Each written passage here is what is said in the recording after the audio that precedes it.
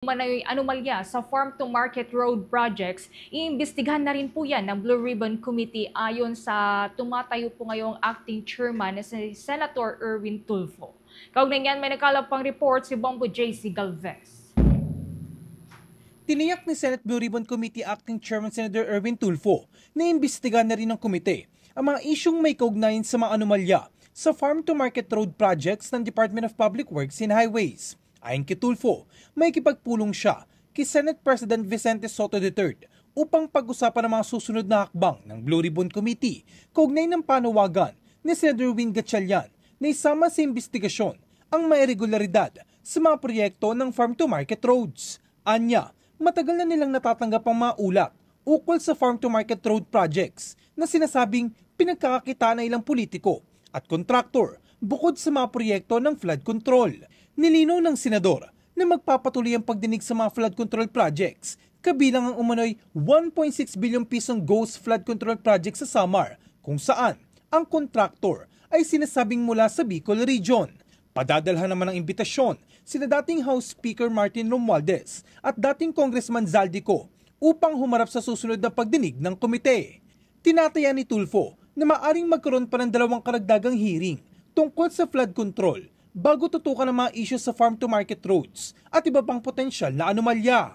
Una na rin sinabi ni Gatchalian na kanyang irerekomenda sa Blue Ribbon Committee at Independent Commission for Infrastructure na masilip na rin ang umunay overpricing ng mga farm-to-market roads sa ilang lalawigan sa bansa. Mainam-an niya na maimbestigahan na rin ang naturang proyekto bukod sa flood control scandal dahil sa mga natutuklasang anomalya.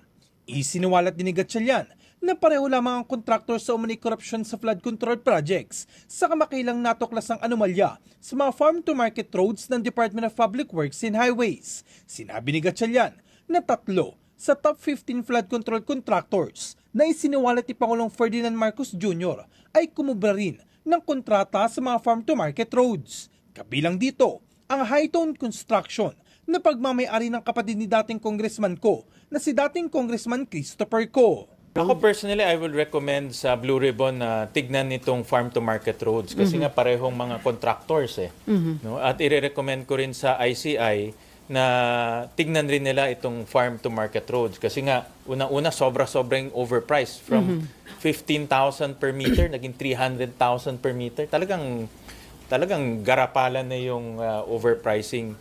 At yung mga contractors pare-pareho rin kaya re-recommend rin namin sa ICI, at least ako personally, na tignan na rin tong farm-to-market roads. Pag titignan natin, diba, pinakita ko during the hearing, na malaking portion, almost 47 billion, na flood control projects na punta sa Sunwest at sa Hightone. Ito yung, kasi itong dalawang to parang magkamag-anak, magkapatid na contractor. At marami nga doon nakukuha rin nila sa unprogrammed appropriations. No? So, maganda ma-expand na rin ng Blue Ribbon at ng ICI yung investigation. Isama na rin nila yung farm-to-market roads. Para sa Bombo Network News, ako si Bombo JC Galvez, and this is Bombo Radio Philippines, the #1 and most trusted source of news and information. Basta Radio, Bombo! For the most trusted source of news and information, visit our website at www.bomboradio.com. Follow us on Bombo Radio mobile app, Facebook, YouTube, TikTok, and X, formerly Twitter. Like, share, and stay connected. Anytime, anywhere.